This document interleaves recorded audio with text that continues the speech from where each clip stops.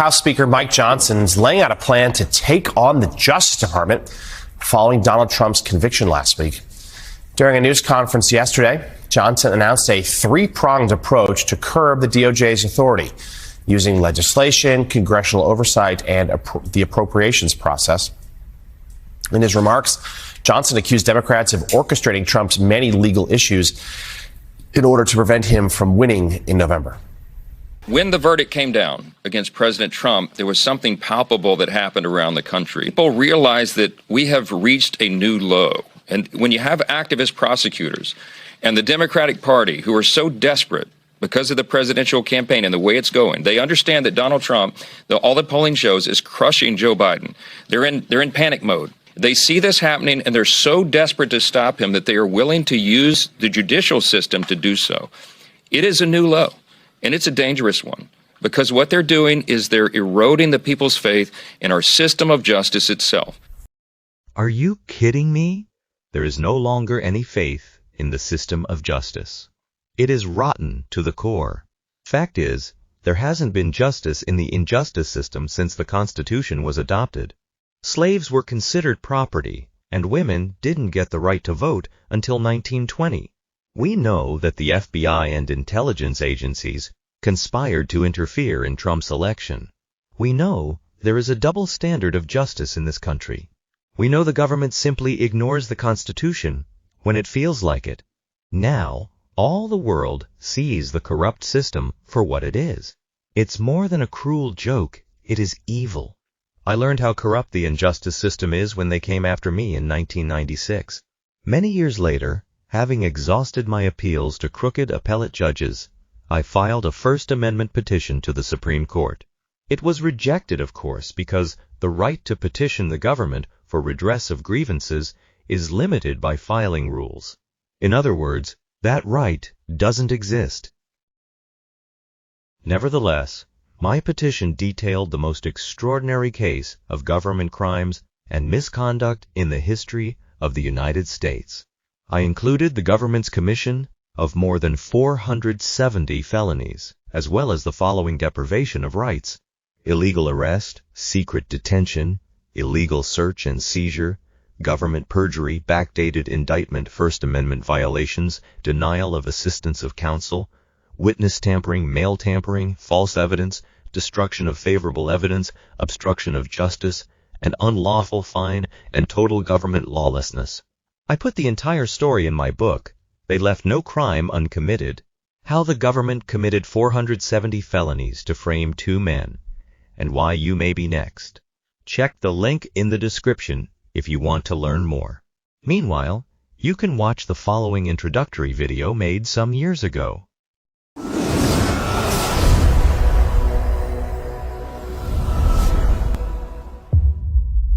My name is Ramini. I am the new spokesperson for the Boland's Ghost Channel. It is named in memory of Larry Boland, who was murdered at the hands of the government for refusing to help prosecutors convict an innocent man. In 34 astonishing videos you will learn how criminals in the United States Justice Department routinely terrorize and destroy innocent people.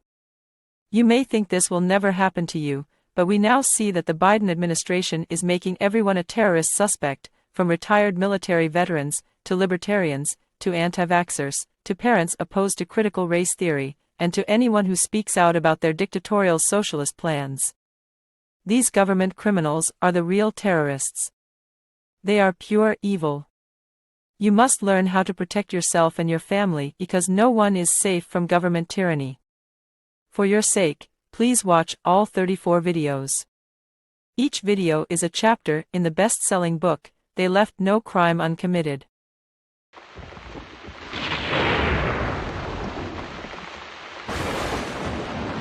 The government is not going to like this book. That's precisely why I decided to write it. My complete awakening to the perversion of the federal government, and the injustice system that supports it, began after the full panoply of government terrorism was unleashed against me on May 31, 1996. An unlawful arrest, a secret detention, and the total ransacking of my home by 50 federal, state, and county agents culminated in 2 kangaroo trials, 20 years of unlawful imprisonment, and the government murder of my co-defendant Larry Boland, who tried to help. For 3 days after my arrest I was jailed incommunicado while a general search was made of every nook and cranny in my house. The search warrant violated the Fourth Amendment in that it was backed by a perjured affidavit that was unlimited in scope and pretextual. The pretext was to search for business books that I published, but which the IRS book police claimed had little or no value, which is not a crime under the First Amendment, even if it were true. The IRS brought along the ATF, the FBI, the state GBI, the U.S. Marshals, the police from 2 counties and 2 cities, as well as bomb squads, drug squads, and a SWAT team to help look for bad books. They looked in the basement crawl space, the attic insulation, behind fireplace and air conditioner vents, and they even opened kitchen bottles looking for books. Coins and a see-through piggy bank were also removed, and pocketed, in case bad books might be hidden there.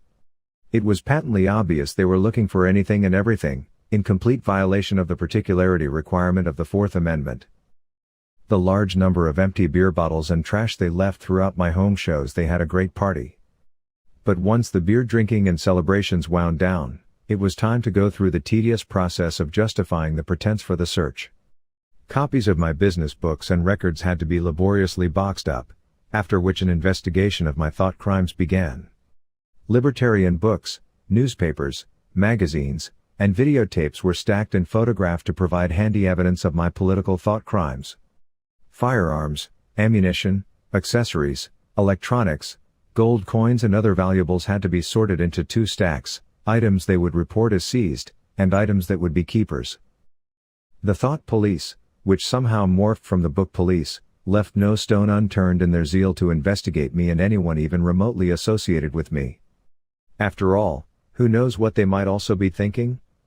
Thus, videotapes of my family and friends, photo albums of relatives, address books, and even my grammar school report cards dating back to 1953 were seized. All of my friends, relatives, and business associates were identified one by one. This was followed up in many cases with physical surveillance, or photocopies of death certificates, illegal phone taps, mail tampering, interrogations, and threats.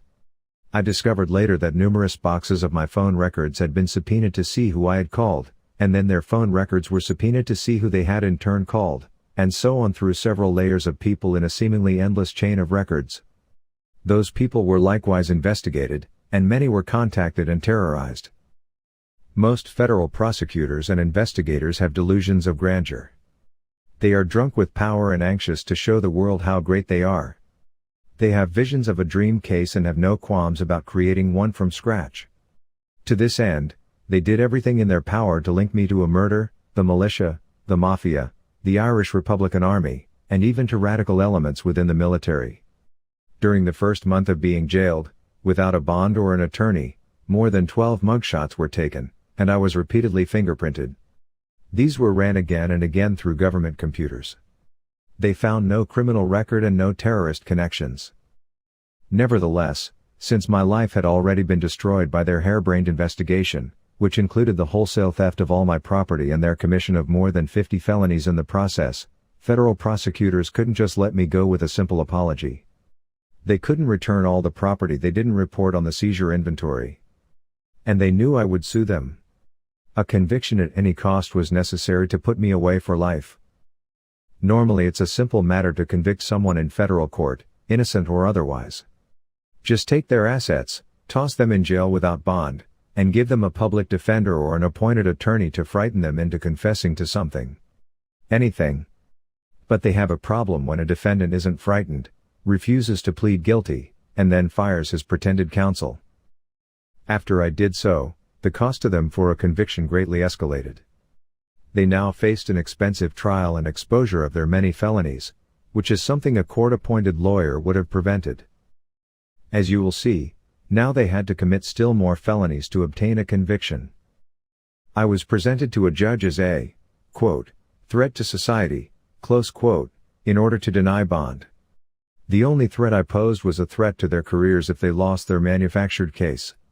I was also denied bond on the lie that I was, quote, a dangerous man, close quote. The constitutional guarantee of bail and a fair trial was thrown in the trash from day one. These demon-possessed criminals took 20 years of my life, murdered my co-defendant, and hoped I would die in prison. By some miracle I didn't. Now that I'm out, I plan to expose every facet of their criminal and justice system. Indisputable evidence of my claim is contained in this book. My proof is also in the federal government's statutory definition of a criminal organization, i.e., Title 18, United States Code, 1961, the Racketeer Influenced and Corrupt Organization Statute, known as RICO. Under its provisions, any organized group of individuals, including political entities, whose members or agents engage in a pattern of criminal activity, is a criminal organization.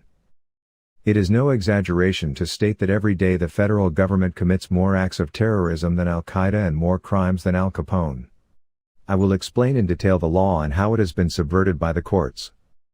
As extraordinary as it may seem, agents of the federal government committed the following RICO crimes during the course of manufacturing a case against me: murder, theft, burglary, kidnapping, breaking and entering, bribery, extortion, perjury, obstruction of justice, illegal wiretapping, mail tampering, witness tampering, false arrest, false imprisonment, terrorism, fraud, money laundering, misprision of felony, aiding and abetting, accessory after the fact, deprivation of rights under color of law, conspiracy to commit all the above, and more. A listing in the Guinness Book of Records is overdue. Many years ago, a former director of the CIA admitted that the greatest fear of the federal government is not the private militias, or even foreign terrorists. The government's total control of the masses is not threatened by an anthrax attack, a dirty bomb, or even a suitcase nuke in a major city. What the government fears most, he said, is that the masses will awaken to discover their rights have been taken away and they refuse to submit to government tyranny under the guise of lawful authority. We see that happening today, in 2021, with the government's vaccine mandates, spying on citizens, investigating parents who object to the teaching of Marxism and critical race theory to their children. Everything the federal government is doing right now is straight out of the communist playbook. But my story goes back to 1996, when I realized the hard way that a lawful federal government does not exist.